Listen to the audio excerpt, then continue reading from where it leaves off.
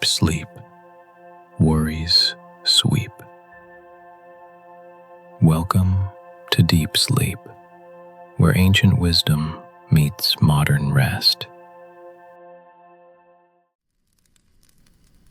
I'm here to guide you on a gentle journey through time, sharing stories from the East that have comforted souls for thousands of years. Tonight, we're traveling to ancient China, where a love story wasn't complicated by modern distractions, but by forces far more extraordinary: the cosmos itself. This is the story of a remarkable love, so radiant it rearranged the stars themselves. It's the tale of a humble mortal and the Jade Emperor's celestial daughter, whose devotion became the heart of a festival now cherished by over 1 billion people. Their journey is one of patience, wisdom, and the quiet determination that can move mountains, or in this case, moves gods. So, before you get comfortable, take a moment to like the video and subscribe, but only if you genuinely enjoy what I do here. And let me know in the comments where you're tuning in from and what time it is for you. It's always fascinating to see who's joining us from around the world. Now, dim the lights, find a cozy position, and let the blanket be your soft cocoon tonight. Take a deep breath in and slowly let it out. Feel your shoulders drop, your jaw relax. Tonight, we're traveling back about 2,000 years to ancient China, where love stories weren't complicated by dating apps or social media, but by something far more challenging: the entire cosmos. Imagine the weight of your day simply melting away, like morning mist over a quiet rice field. The gentle rhythm of our story tonight will carry you peacefully towards sleep, like a boat drifting down a calm river under starlight. Let any tension in your body dissolve, the way sugar disappears into warm tea. Feel yourself settling deeper into comfort, as if you're lying on soft grass beneath an ancient Chinese willow tree, its branches swaying gently in the summer breeze. The air smells of jasmine and distant cooking fires, and somewhere in the distance you can hear the peaceful sound of a bamboo flute. When you think of ancient Chinese love stories, you might imagine elaborate courtships, silk robes, and poetic declarations under cherry blossoms. But for the average person in ancient China, love was less about grand gestures and more about: how do we survive another day together? How do we build something meaningful when the gods themselves seem determined to keep us apart? Meet Niulang.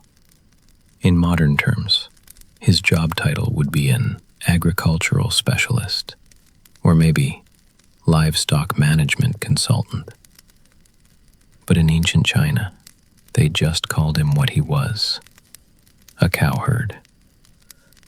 Not exactly the most romantic profession, but then again, that era had different ideas about what made a man attractive. Reliability, for instance, ranked much higher than a good LinkedIn profile. Niulang's daily routine would make your morning alarm seem like a luxury spa treatment. He woke, not to the gentle chirping of birds or the soft glow of sunrise filtering through silk curtains, but to the insistent lowing of his cow. No snooze button, no coffee, just a cow that needed feeding, grooming, and attention. But here's where Niulang's story gets interesting. His cow, it turns out, wasn't just any cow. This detail matters, though Niulang wouldn't fully grasp the implications for quite some time. This particular cow had once held a position in what we might call celestial middle management. He was the golden bull star, basically a divine bureaucrat with responsibility for certain cosmic functions. He'd been demoted to Earth for reasons that were never entirely clear. The cow's previous job experience in heaven made him uniquely qualified to provide career advice, relationship counseling, and insights into divine bureaucracy. Though he kept this information to himself for the first several years of their partnership, Niulang just thought he had a particularly intelligent cow. Which, to be fair, he did. The cow was, by all accounts, the most efficient cow in the province, though nobody could quite explain why. Meanwhile, in what ancient Chinese texts diplomatically call the celestial realm, basically heaven's version of a corporate office complex, complete with hierarchical management structures and departmental responsibilities. 7 sisters were managing what was arguably the most important infrastructure project in the universe. These weren't ordinary women. They were the Weaver girls, daughters of the Jade Emperor, who is essentially the supreme ruler of heaven in Taoist mythology. This made them divine royalty, with very specific job responsibilities. Their task was to weave the clouds, mist, and atmospheric patterns that kept the weather systems functioning properly. The 7th sister, Zhinü, was what we might today call a perfectionist with possible workaholic tendencies. While her sisters approached their weaving duties with reasonable professional competence, Zhinü treated every cloud as a masterpiece. Her finished products weren't just clouds. They were atmospheric art installations that would drift across the sky, creating the kind of sunsets that made poets write embarrassingly romantic love songs and farmers pause in their work to appreciate the beauty of the natural world. But even divine textile work, it turns out, could become routine after several centuries. Zhinü found herself wondering what it would be like to create something different, something earthbound, something that regular people could actually touch and use in their daily lives, rather than just admire from a distance. This is where the story takes a turn that would make modern HR departments very nervous, and probably result in several policy memos about appropriate boundaries between celestial beings and mortals. The cow felt Niulang had been lonely too long. Every evening brought the same one-sided chats about farming techniques. The old bovine decided his friend deserved better company. So he shared a secret about celestial recreational activities. "Niulang," the cow said one morning. He used that matter-of-fact tone talking animals always seem to have in ancient folklore. This was especially true when delivering life-changing information. Today would be an excellent day to visit the Jade Pond beyond those mountains. Now, in ancient China, talking animals were unusual, but not unheard of. People lived in a world where magic felt much closer to daily life. The boundaries between natural and supernatural were far more flexible than today. Niulang accepted this development with his usual practical resignation. If his cow had opinions about his social calendar, well, so be it. His cow had proven remarkably reliable in agricultural matters. Maybe he knew something about other areas of life as well. The Jade Pond, as it turned out, was heaven's version of a private spa retreat. Once a week, the Weaver girls would descend from their celestial workplace. They came to bathe in the crystal-clear waters. These waters had magical properties that were deeply relaxing. They also helped maintain the luminous, otherworldly beauty that divine beings needed. The pond was surrounded by enchanted gardens. These gardens contained flowers in colors that had no earthly names. Now, here's where the cow shared his clever plan. The old bovine had been watching the celestial maidens for some time. He knew their weekly routine perfectly. "Listen carefully, Niulang," the cow said, with a knowing gleam in his eye. "When the seventh maiden sets her red silk robe aside to bathe, you should quietly take it and keep it safe." This was a time-honored strategy in ancient folklore. Without her celestial garment, she wouldn't be able to return to heaven immediately. "It will give you a chance to properly introduce yourself," the cow explained, instead of her flying away before you can even say hello.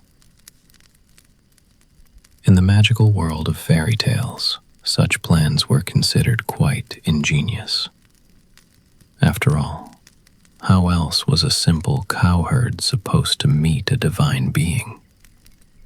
Love, as everyone knows, often requires a bit of creative thinking and perfect timing.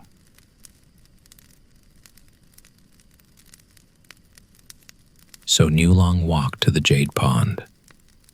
The journey took most of the day. He traveled through challenging mountain paths. These paths led to a place that existed partly in the regular world and partly in the divine realm. The pond was breathtaking when he finally reached it at sunset.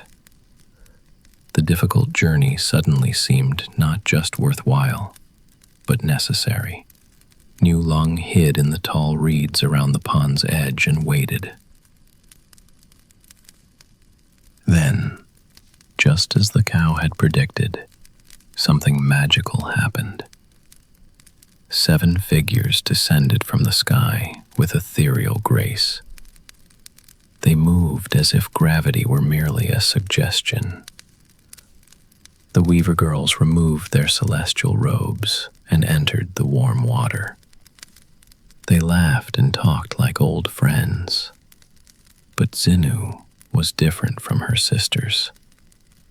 Even during playtime, she couldn't stop working. She sat on a smooth stone near the shore. In her hands was a small piece of shimmering cloud silk. Niulang watched, fascinated. Here was someone who loved her work the way he loved farming. She wove clouds with the same care he used to tend his fields. In that moment, he felt a connection that surprised him. Following the cow's advice, Niulang quietly took the red silk robe from the shore. It felt impossibly light in his hands. When the other sisters finished their bath, they put on their robes. They rose into the evening sky like glowing lanterns. But Zhinü couldn't find her robe anywhere. She searched frantically along the shore. Without it, she couldn't return to heaven. When Niulang emerged from the reeds, he held her robe nervously. Zhinü understood immediately what had happened. "Why?" she asked calmly. She seemed more curious than angry. Niulang had never been good with words, but he explained with simple honesty. The cow had told him to do this. His life was lonely on the farm. His only companion was one very intelligent cow. Zhinü listened with genuine interest. She had never met anyone quite like Niulang. In her centuries of celestial weaving, no one had described such a simple life. Her world was all ethereal beauty and cosmic responsibilities. His world was soil, seasons, and growing things people could eat. They talked until sunset, then through the night. Two people from completely different worlds found common ground. They shared the same love of good work and craftsmanship. They both longed for genuine companionship. And here, as you drift peacefully toward sleep, imagine their conversation continuing under the stars. Two voices sharing stories of their daily lives, finding connection across impossible differences, proving that understanding can bridge any distance, even between earth and heaven itself. By the second day, something remarkable had happened. They had discovered that real love isn't about dramatic gestures. It's about recognizing in another person the same quiet dedication, the same desire to make something meaningful from ordinary days. Zhinü made an important decision. She would stay on Earth, at least for now. She wanted to see what this different life might offer. Their wedding was simple and beautiful. They built a modest house near a quiet river. Niulang brought his practical building knowledge. Zhinü contributed her skills with creating beautiful things. Zhinü continued weaving, but now she made practical textiles. She wove cloth for clothing and soft blankets. She approached earthly weaving with the same careful attention she had once given to cloud making. Her fabrics were not only beautiful, but unusually comfortable. For 3 years, they lived in perfect contentment. They had 2 children, a boy and a girl. Their daily routine was beautifully ordinary. Wake with the sun, tend the farm, share meals together. They told stories that blended earthly wisdom with celestial knowledge. They slept under stars that Zhinü knew personally. It was quiet happiness that proved something wonderful. Sometimes the most extraordinary thing you can do is build a life together, one ordinary day at a time. But heavenly authorities eventually notice when their weavers disappear. The Jade Emperor, Zhinü's father, discovered his seventh daughter had been living on Earth. She had been gone for 3 whole years. From his divine perspective, this was a serious problem. The Queen Mother of the West was sent to bring Zhinü home. She arrived with overwhelming divine authority. Resistance was impossible. Zhinü was brought back to heaven swiftly. Niulang watched helplessly as his wife disappeared into the sky. His personal happiness had collided with forces completely beyond his control. The children cried with heartbroken confusion. They were too young to understand why their mother had to leave. The cow provided what comfort he could, but even his wisdom wasn't enough for such deep sadness. Remember, this cow had once been a celestial being. He still retained certain magical connections that ordinary cattle lacked. "When I die," the cow told Niulang gently, "take my hide and use it to fly to heaven. You'll need it to reach your wife." The cow died peacefully soon after. His hide became a magical flying cloak. Niulang wrapped his 2 children carefully. He wore the cloak, made from his faithful companion. Together, they rose into the sky. He had decided that some separations are simply unacceptable.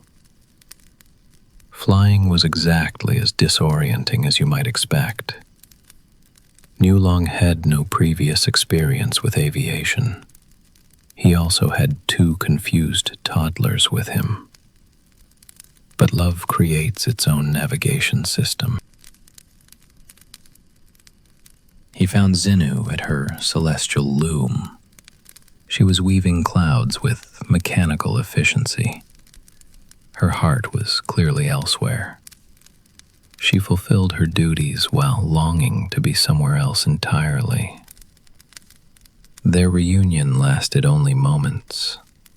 Celestial guards noticed the unauthorized visitors quickly. The Jade Emperor's solution was both creative and cruel. He created a river of stars between the lovers. We now call this the Milky Way. Niulang was placed on one side with their children. Zhinü remained on the other side. They were close enough to see each other, but impossibly far apart. This separation was intended to be permanent. It served as divine punishment for their forbidden love. But sometimes, even divine justice has unexpected solutions. The magpies intervened. Thousands of them were moved by the lovers' devotion. They were also concerned about the constant weeping affecting local weather. These compassionate birds formed a bridge across the Silver River once each year. They showed that sometimes even small creatures can create miracles that escape divine notice. On the 7th day of the 7th lunar month, something magical happened. Niulang and Zhinü could meet again. They walked across a bridge made of beating wings and loving hearts. They spent one precious day together. Then they returned to their respective sides of the sky, until the next year brought another chance for reunion.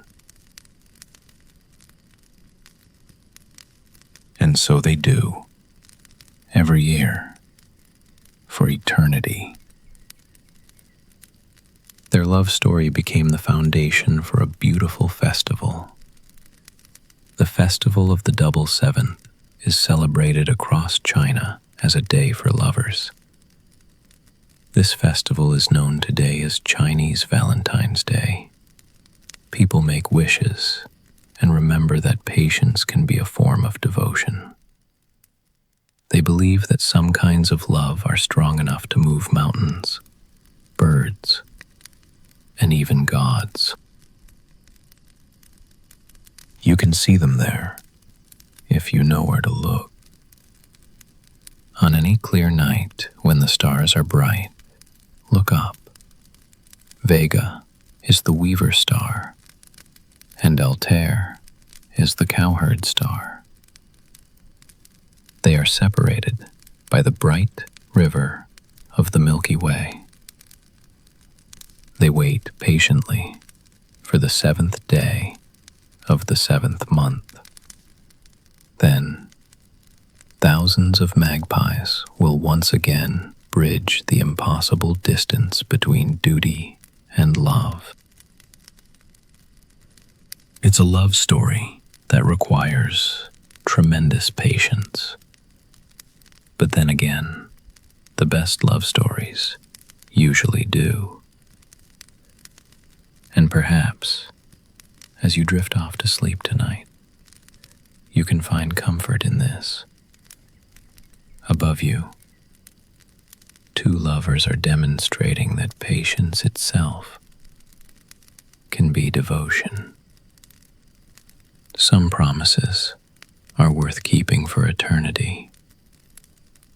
And love, real love, always finds a way. Sweet dreams, and may your own love be as enduring as the stars themselves. Good night.